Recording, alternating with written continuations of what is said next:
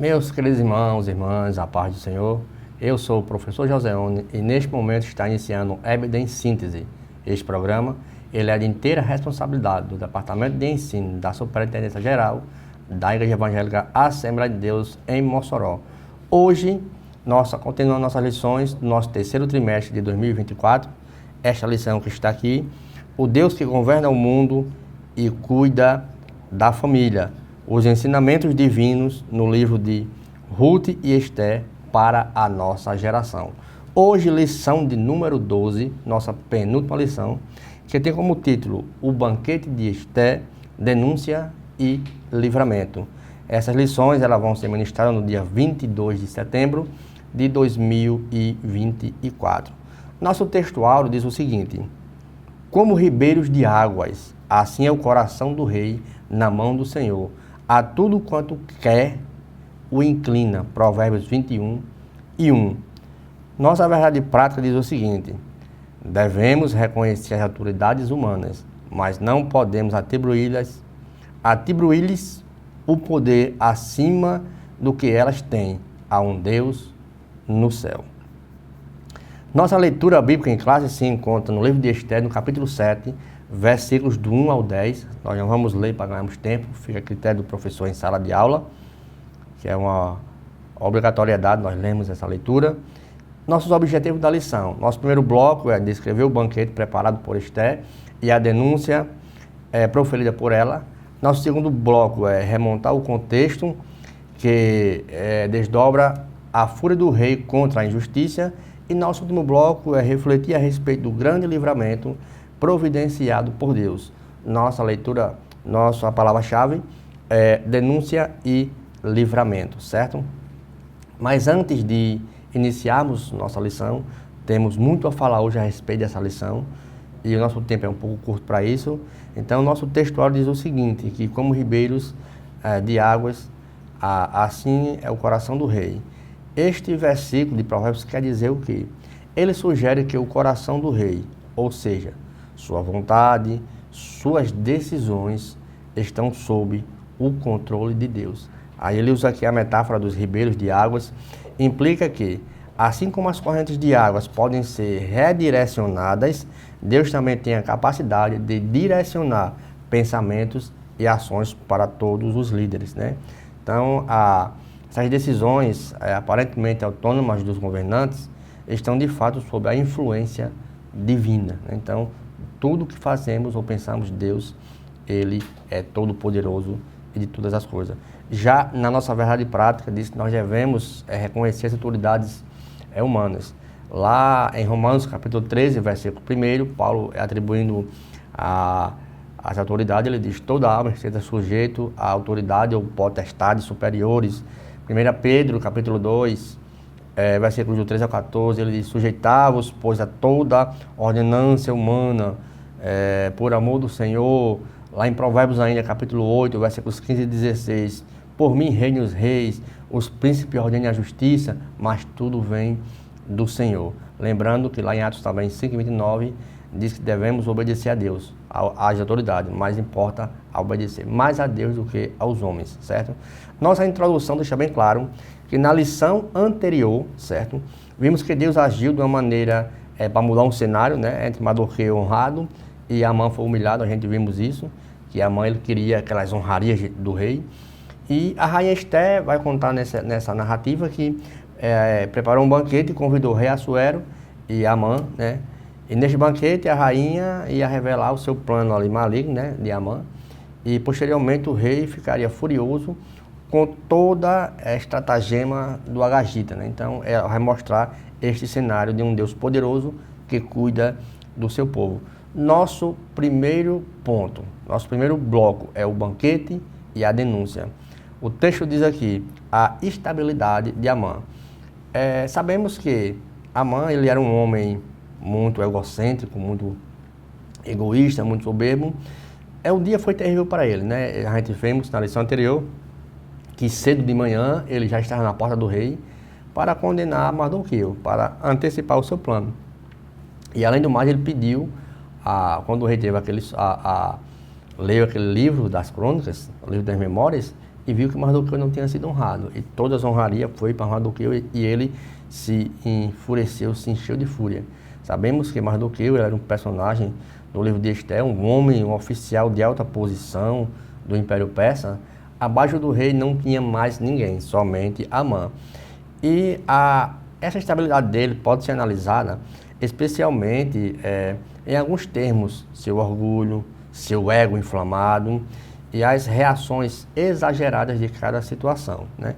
Então, ele tinha ali um orgulho ferido, né? Ele tinha uma posição privilegiada e esperava ser respeitado por todos. Então, no entanto, quando Mordecai, ou Mardoqueu, ele se recusou a curvar diante dele, Amã ficou totalmente descontrolado, certo? Ele poderia muito bem, nessa ocasião, em vez dele lidar com a situação de uma maneira diplomática ou moderada, chamar ele para conversar: por que você me trata dessa forma? Eu sou superior a você, me respeita. Então, ele poderia fazer de uma maneira mais moderada, mas ele imediatamente se enfureceu e foi logo, desejou imediatamente exterminar Mardoqueu, mas não ficou só nele, mas ficou em todo o povo ali. Então, o seu ego ferido desencadeou uma reação ali totalmente desproporcional, né? Revelando que a sua mente era estável, né? Guiada pelo orgulho, infelizmente. Então, essa era a estabilidade dele, que era conduzido pelo seu ego. Nosso subtópico 2 diz: o banquete do vinho. Lembramos que no livro de Esté é mencionado 10 banquetes. Esse aqui, como o texto diz, era o segundo banquete dado por Esté. E ela manda chamar imediatamente ali Amã, e o rei vai lá para tomar vinho junto com ela. Isso era uma tradição na cultura persa, né? O banquete é mencionado lá no capítulo 7, verso 2, que está na nossa leitura, está inserido totalmente em um contexto cultural persa, certo? Onde o vinho era parte integral das celebrações, não só vinho, mas de tudo que existia. E o interessante é que a Bíblia do Estudo Pentecostal, ele comenta essa passagem e faz uma importância, uma distinção ali, uma importante distinção entre o uso do vinho em contextos pagãos e a clara proibição dada aos sacerdotes lá de Israel, em Levítico capítulo 10, do verso 8 ao 11. Deus ordena que o sacerdote não consuma vinho enquanto estiverem no exercício ali de suas funções, né? Porque destacando a necessidade de fazer uma diferença, essa diferenciação entre aquilo que era santo e o que era profano. Então, isso reforça um princípio da sobriedade e discernimento, especialmente aqueles que estão encarregados de liderar o povo de Deus que está a seu serviço. E o mais interessante é que, em seu comentário, eu gosto muito de citar comentarista, Wisby, ele destaca que o banquete de Esté serviu como um propósito estratégico, né? Ela utilizou um costume comum da corte persa para criar uma atmosfera propícia à sua petição. Tanto que tanto Matheus Held como Wisby, ele observa que ao ela convidar tanto Assuero como Amã para um banquete privado, aproveitou um ambiente descontraído e informal, onde o vinho era consumado e o rei estava mais propenso a escutar os seus pedidos favoravelmente, né? Então, isso é que alguns comentaristas, ele mostra a respeito desse banquete. E nesse banquete o rei faz a sua pergunta: qual a sua petição? E ela vai relatar todo aquele plano arquitetado ali por Amã, e ainda chama ele de mau, né? E a pergunta de Assuero: qual é a sua petição, né? E revela um rei que, apesar do seu poder e posição, ele estava genuinamente preocupado com o que poderia estar perturbando a sua rainha, a rainha Esté, ao permitir que ela se aproximasse, correndo até o risco de violar alguns protocolos ali, os protocolos reais, e ao demonstrar uma prontidão notável em atender o seu pedido, Assuero mostra algo em comum, né? E ali a gente vê no capítulo 2, né, que tinha, no capítulo 4 também, que ele tinha que estender, mas só que ali era uma festa. E o interessante é que não apenas ali ela cria um clima de confiança, mas também ela aproveita, né, a ansiedade crescendo de Assuero com a sua pergunta para garantir que a sua petição receba total atenção e seja favorável. O interessante é que Flávio Joséfo, ele sobre esse comentário, ele observa que Assuero, ao oferecer até metade do reino, demonstra quanto ele estava inclinado a agradar Esther, o que torna uma revelação subsequente ainda dramática. José Fuentes, ele elogia a coragem de Esther ao confrontar Amã, porque Amã era um homem que estava abaixo do rei somente, e ela diretamente o trata como ali um inimigo. Então, ele faz essa moderação, né? E ele diz também que ao revelar o plano de Amã, faz com que uma grande prudência e moderação sem ela perder a sua postura, né? Então, ela chega lá e revela todo o plano do rei. Meus queridos irmãos, não saia do seu local, que logo logo iniciaremos o bloco 2 com o tema A Fúria do Rei contra a Injustiça. Lembrando de nos acompanhar pelas mídias sociais, pelo nosso canal do YouTube EBD em Síntese, pela nossa Rádio Libertadora 96.3 e pelos canais da TCM 23.3. Voltamos já. Olá, meus queridos, estamos de volta agora para o nosso bloco 2 com o tema A Fúria do Rei contra a Injustiça, a revelação do plano.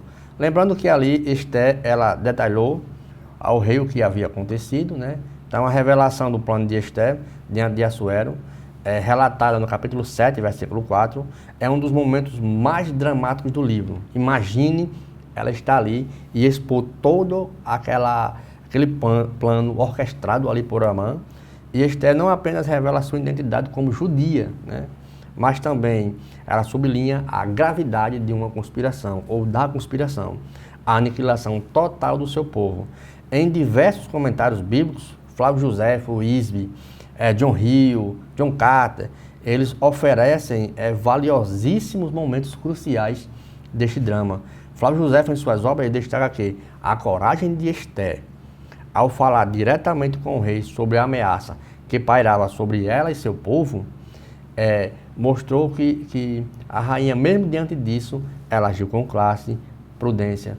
E para Josefo, a maneira como Esther articula o seu pedido é sábia e estrategista. Ou seja, ela é sábia e usa ali um meio de estratégia. Ela não só começa com uma acusação direta contra Amã, mas apresenta o caso de maneira a gerar uma empatia com o rei. Quando ela menciona que preferiria não incomodar, né, o rei, caso se tratasse de uma simples venda de escravo, como era de costume, José observa que Esther ainda, ela enfatizava o absurdo e a injustiça de um plano totalmente genocida. Então, para José, a abordagem eficaz de Esther fez despertar ali uma indignação ao rei, porque Esther faz a distinção entre a escravidão e o extermínio ali que ia ser para o seu povo. Além do mais, segundo Wisby, em seu comentário também, ele diz que Esther não apenas pediu pela preservação do seu povo, mas demonstrou ao rei um impacto catastrófico e irracional da decisão que havia sido tomada sobre a influência de Amã. Olha só o tantos que comentário nós temos magnífico desse contexto. John Hill, ele explora que a natureza emocional do momento, daquela festa, daquele banquete, ele observa que Esther, ao falar da sua própria vida e de seu povo, ela personaliza o decreto de morte, tornando assim impossível para Assuero ignorar um sofrimento iminente, né? Que era impossível, ele jamais ia permitir isso, né? E John Hill destaca o ardiloso plano de Amã, né? Porque nas palavras de Esther, ela fala de vender seu povo para destruição, mas não, a moral era tanto totalmente uma escala totalmente que ia transformar esse conceito, uma conduta moral, em uma conduta irracional. E o interessante é que, ao Esther revelar o seu plano, como os comentários que eu citei aqui, que o rei ele sai da presença, vai destacar também que ali, principalmente a Bíblia pentecostal, que o aspecto da providência divina nessa revelação foi primordial, porque Esther estava em uma posição extremamente arriscada, segundo a Bíblia Pentecostal, porque ela estava ali confrontando diretamente e expondo o segundo homem de um reinado, que era Amã. O fato de que ela foi ouvida e o seu pedido foi atendido é visto como um reflexo de uma intervenção divina, isso segundo a Bíblia Pentecostal. Sua coragem, sabedoria foram ferramentas cruciais nas mãos de Deus para preservar o seu povo. E o mais interessante é a pergunta do rei: quem fez isso? Quem fez isso? É a pergunta do rei. Pode até parecer estranha, né? Mas a pergunta de Assuero é quem fez isso? Pode parecer assim surpreendente à primeira vista, né? Especialmente considerando que ele havia assinado um decreto que Amã havia elaborado a destruição dos judeus. Isso está lá em Esther capítulo 3, versículos 12 e 13. Os professores buscam essa referência para aprimorar as nossas lições. Então, no entanto, os comentaristas, ele fala que o papel de Assuero como rei era mais cerimonial e ele frequentemente confiava nas decisões de seus oficiais. Olha só, o rei Assuero, ele não se envolvia diretamente em assuntos administrativos. Por quê? Porque ele tinha homens para isso. Ele descentralizava ali suas tarefas, porque ele já tinha oficiais para isso, para que os oficiais fizessem o trabalho por ele. Entanto que Flávio Josefo, em suas análises históricas, ele também sugere que o poder excessivo dado a Amã criou uma situação de desequilíbrio no Palácio Real. Amã usou seus status para quê? Para manipular o rei, impondo suas próprias agendas. A gente vimos isso na lição anterior, quando ele pede tudo do rei. Só não pediu o trono e a rainha Esther, mas ele pede tudo do rei. E quem foi honrado foi Mardoqueu. Os pais da igreja também destacam que o elemento providencial divino nessa história, para eles, a sequência de eventos que ia culminar em uma revelação de Esther como sendo judia e na queda de Amã não era uma coincidência. Por quê? Porque ela não, como a gente podemos dizer, ela não ultrapassou os limites, ela teve paciência, ela não deixou ser levada pelas emoções, mas ela esperou o momento certo, a ocasião adequada para revelar o plano ardiloso ali de Amã. Então, a intervenção de Esther e o amor de Assuero por ela são vistos como instrumentos usados por Deus para salvar todo o seu povo, né? Então, isso mostra que, nessa ocasião, quando ela usa, o rei tem uma reação totalmente estranha, porque o rei sai, se levanta, vai para o pátio e mostra, justamente no nosso terceiro ponto, que a terrível reação do rei.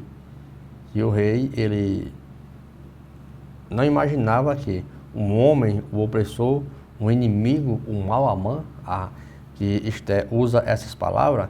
Então a reação do rei foi furiosa ao descobrir a trama, né, de Amã. E é uma das passagens mais intensas do livro de Esther.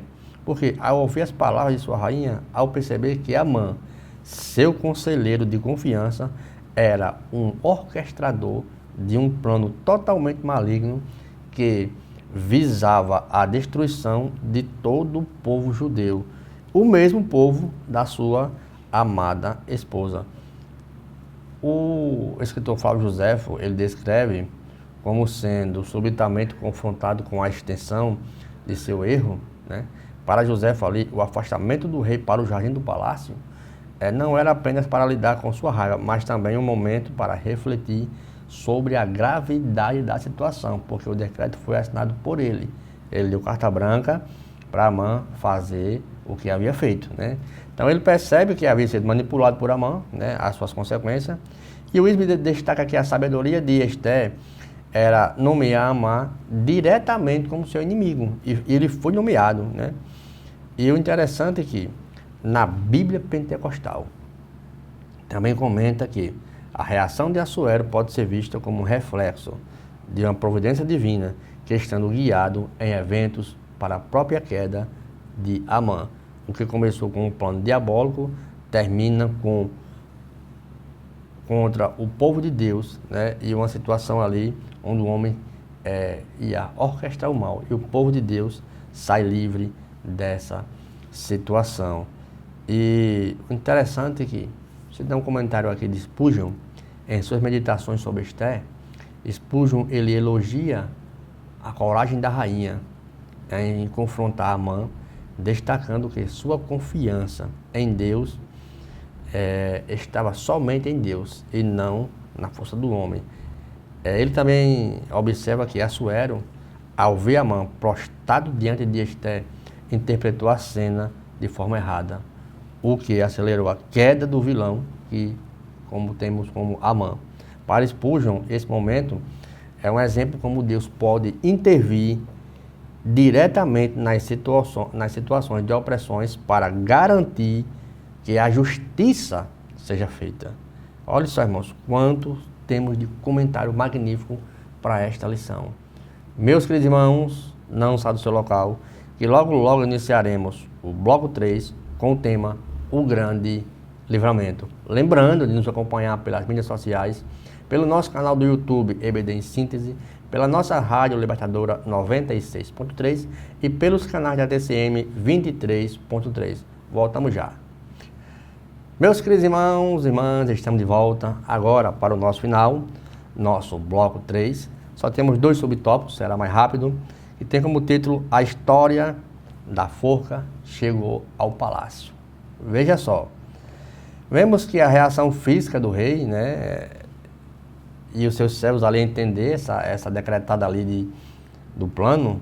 Então a revelação da forca preparada por Amã, com 50 côvados de altura, ele era tão egocêntrico que armou a sua tenda bem alta para servir de exemplo ali para os outros, mas infelizmente não deu certo esse plano dele, né? Então vamos lá.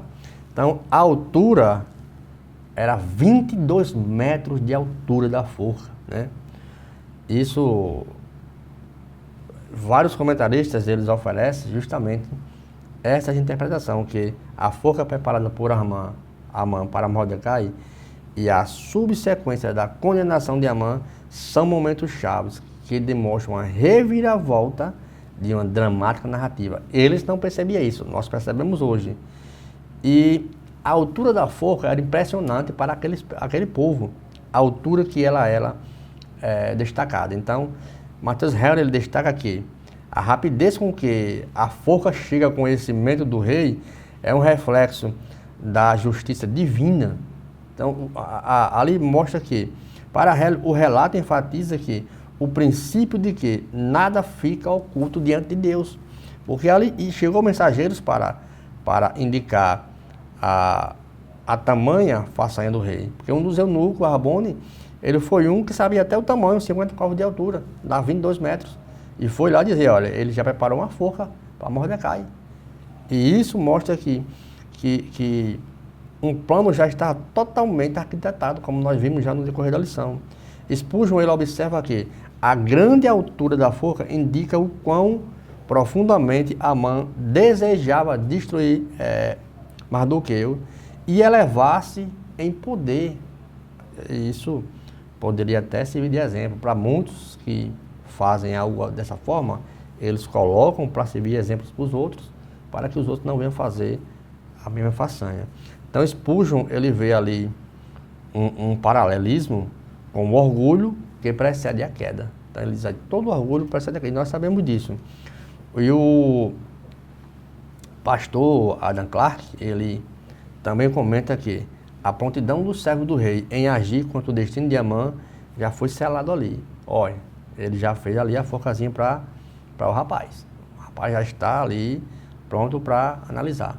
É tanto que Banes, em seu comentário, ele analisa que a função de Arbone, no relato sugerido que o eunuco pode ter tido simpatia por Mordecai ou simplesmente ter percebido a mudança no poder em favor do rei, né? Porque Mordecai era o único que ali que não se prostrava diante de Amã. E por fim, a Bíblia Pentecostal, ela ressalta que a importância da justiça divina. Amã havia preparado a forca com intenções malignas, mas Deus reverteu seus planos para proteger seu povo e castigar o perverso. Isso é notório. Então, a altura da forca, que deveria humilhar Mordecai publicamente, serviu para expor a própria vergonha de Amã. Aí, ainda mais, a Bíblia sublinha que o princípio de que Deus não apenas salva seu povo, mas também usa os seus próprios planos dos inimigos para fazer a condenação por eles mesmos. Está lá em Salmos, capítulo 7, versículos 15 e 16. E os ventos mudaram. Até o dia da execução de Mordecai, todos os servos de Assuero inclinavam-se e postravam sobre Amã. Talvez ele não fosse tão querido assim na corte, né? E muitas Bíblias oferecem aí esses relatos. Por exemplo, a Bíblia Pentecostal vai enfatizar que Arbone, ao mencionar a forca, ele age como instrumento do plano de Deus, justiça divina.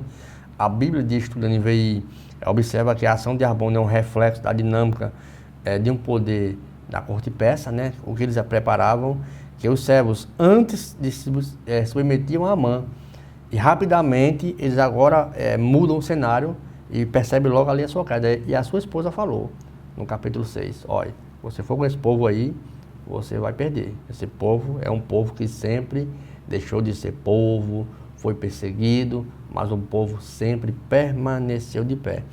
E a Bíblia de Estudo Almeida, ela traz à tona dizendo que uma ironia do destino, né? Que foi mudado esse episódio, porque já estava certo, decretado para Mordecai morrer, então há uma reviravolta nesse caso, e agora Amã, que é enforcado na própria forca preparada por ele. Então, a própria forca preparada por Amã é usada para a sua própria execução. Então, a nota de estudo da Bíblia ressalta que o tipo de reviravolta é uma demonstração clara da justiça divina. Embora Deus não esteja presente, o seu nome Deus, Yod-Heh-Vav-Heh, no livro de Esther, mas os planos divinos, o propósito de Deus está sim presente nesta lição. Então, meus queridos, veja o tanto de comentário nós temos a respeito dessa lição. E lembrando, meus queridos, não despreze as lições. Leiam as lições, estude as lições semanalmente, diariamente, com as suas leituras diárias. E lembrando, esta aula e nenhuma outra substitui a aula presencial aos domingos. E lembre, meu querido, de nos acompanhar pelas mídias sociais, pelo nosso canal do YouTube, IBD em Síntese, pela nossa Rádio Libertadora 96.3 e pelos canais da TCM 823.3, perdão.